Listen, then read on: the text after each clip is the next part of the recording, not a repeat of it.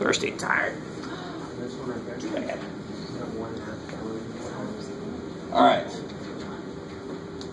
Let's see, 13.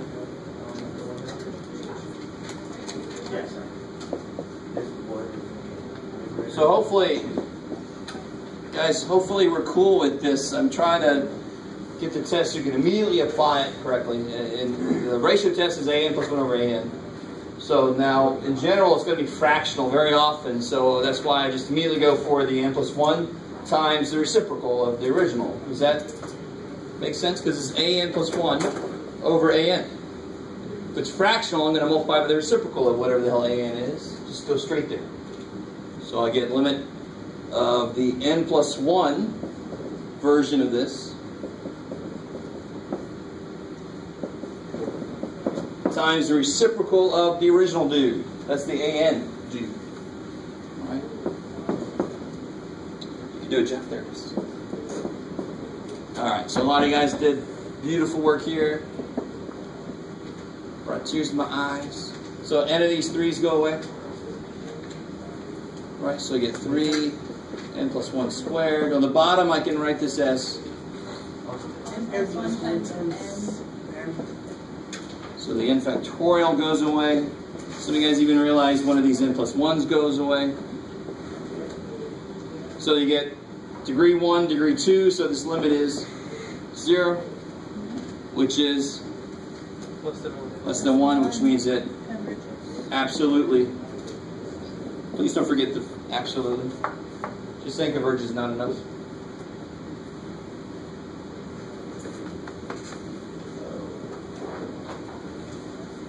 Uh, 14. That was one that was fun.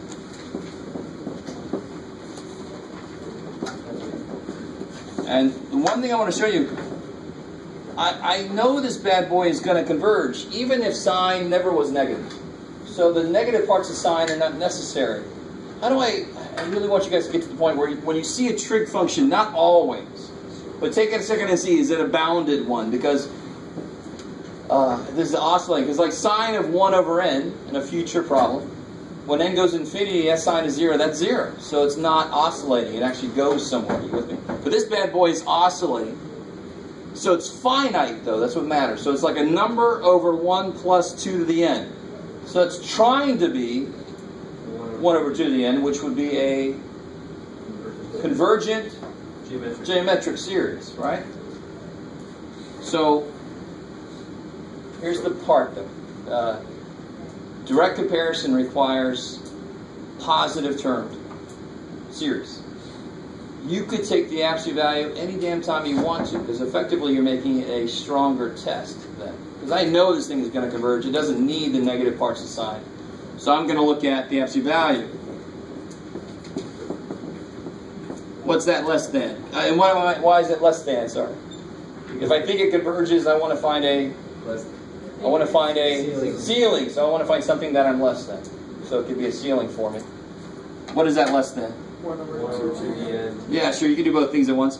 Sine is less than or equal to 1, and if I take the 1 away, then it's strictly less than that, right? Made the bottom a little bit smaller, so this ends up being bigger. Is that cool?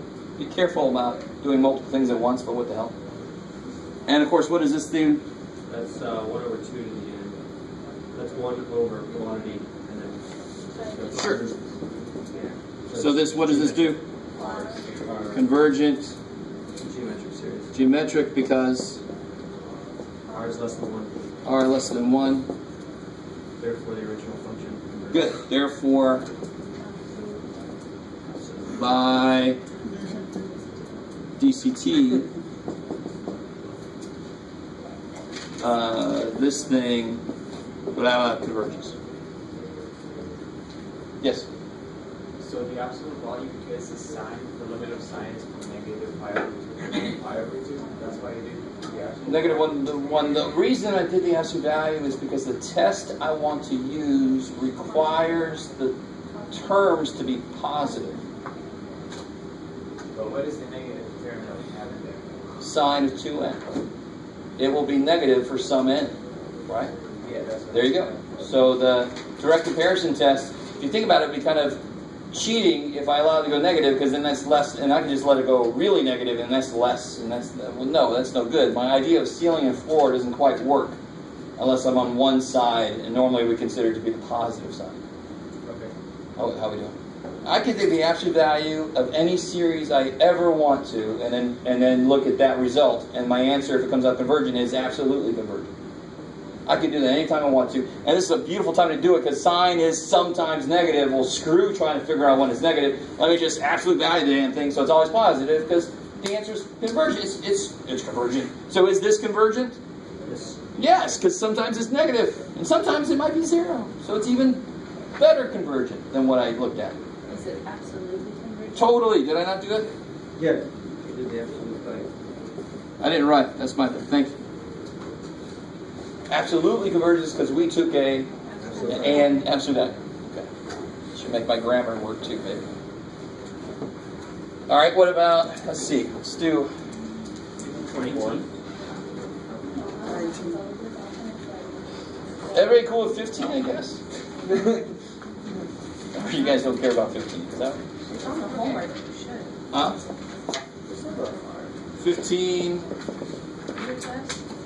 Just to go to the heart of everything's to a kth power effectively. And I said this earlier, as long as you can write it in the form thing to the k or n power, you can use the root test. So the only things that are in my way are these things, but that would just be an extra 3 and an extra over 2 for the 2 to the negative 1. So now it's going to look like 2 times 3 over k to the k. So I remove the 2 to the negative 1 and the extra 3, and now everything's to the kth power. Now this series I could apply root test. So I take the kth root of 6 over k to the k. I get 6 over k, and the limit does what? 0. Which is, it's the 1, so this absolutely converges. Good. It's multiplied by 0, doesn't matter what. Yeah, and even more than that. Even if this limit had come out to be 9/10, I want you to understand this. That would mean that this series converges. And just because, and that converges to a number, and then when I multiply that number by 3/2, so let me see if I can maybe this will be the last one, so I don't try to slam everything in there for today. But if I had 3 halves in front of a sum, and I take the limit of this, and I get, what did I just say, 9/10. You don't multiply that by 3 halves and say, oh, that's bigger than 1, oh shit. No. This converges. Whatever number it converges to, I would multiply by 3 halves to see what it really converges to. So when I pull that 3 halves out, it's not going to affect the convergence of the remaining series. Does that make any sense at all? What I did, I multiplied the 3 halves by 6 over k. It still gave me 9 over k. Is this wrong? Yes. Yes? Yes. Okay. There's a lot of things that would have an answer of 0 in the limit. So it's still going to go to So of course it's going to go to 0, but then people could just put whatever they want there that goes to 0. So it should be that. Because in general, if you do that on something else, it might throw you off. So is it wrong to do that? Yes, it is. All right, that's enough for today. That's plenty. Are we going to be doing more of these on Tuesday? Oh yeah, we'll finish that thing up, those problems up on Tuesday.